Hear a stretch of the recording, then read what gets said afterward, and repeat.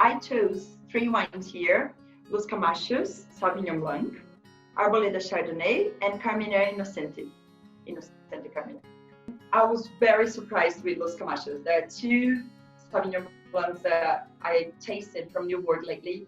I was very surprised. One is the C Sauvignon Blanc, Elephant Hill, and Los Camachos. And I think Los Camachos is really good value for money because it's an entry-level wine, and when you try, it's just fantastic. When I do wine trainings at restaurants, I like to explain to waiters, like when they ask me what is New World wine and what is Old World wine. One way I like to describe is when you think about people. So when you think about people from old continents, let's say, so Old World wines, you find them very elegant, very well educated, very refined.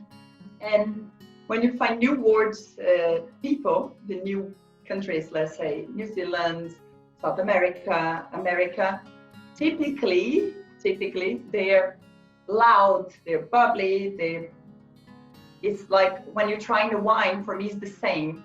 So when you're trying an Old World wine, it will be refined, will be elegant typically. And when you try a New World wine, it will be that explosion of flavors in your face. So my first thing with Sauvignon Blanc was like, okay, it's too much, I had enough. But this, I think, is very refreshing, very elegant, complex at the same time. You've got white flowers.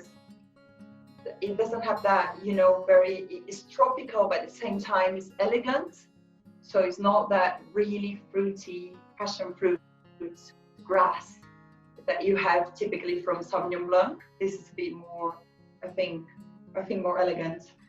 One of the reasons as well I chose this 3 wines specifically is it's still not really free to go out, and it's summer and you have nice days. So this can be as an aperitif. If you want to have a dinner, I cooked the other day, I made a seafood salad, and I think would be perfect with this wine as well. So the next one is Arboleda Chardonnay. I should label first.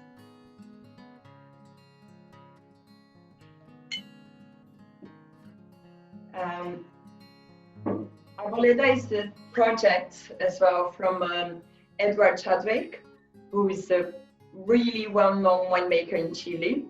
And I think it was 2 years ago, if I'm not wrong, he was winemaker of the year by Decanter. And this is his own project. And I thought was good to show this wine today because it would be good to show the potential of Chilean wines. So this comes from the Aconcagua Valley. They're all single vineyards. And I also chose this wine, obviously, not only because of the winemaker behind, because of the region, because of,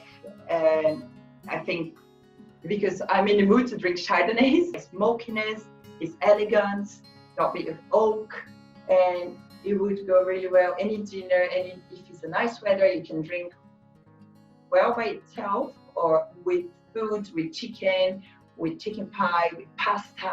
It's very versatile wine as well. And I think that was a great acquisition by Corning Barrow because it represents really well our portfolio. We managed to have really great producers in every region, pretty much every region of the world. So Arboleda, I think, is when I have to talk to customers about Arboleda, it certainly makes me feel proud. The reason why I chose this specific wine, not only because the name of the winemaker is Lorena, but I also met them. It's a very small boutique vineyard, a couple, Damien and Lorena. Lorena is a Chilean woman, and Damien is French and used to work in Bordeaux vineyards. And then they decided to look for the terroir. For me, this wine got complexity and structure, and you can have with food, with meat, red meat, lamb, but you also can have by itself. Got that meaty freshness at the back, if you know what I mean. And at the same time, you have a lot of black currants, black fruits in here. You have that freshness and high acidity. They're all very versatile. You could have with food, by itself, for a barbecue, during the summer. It's a crowd pleaser.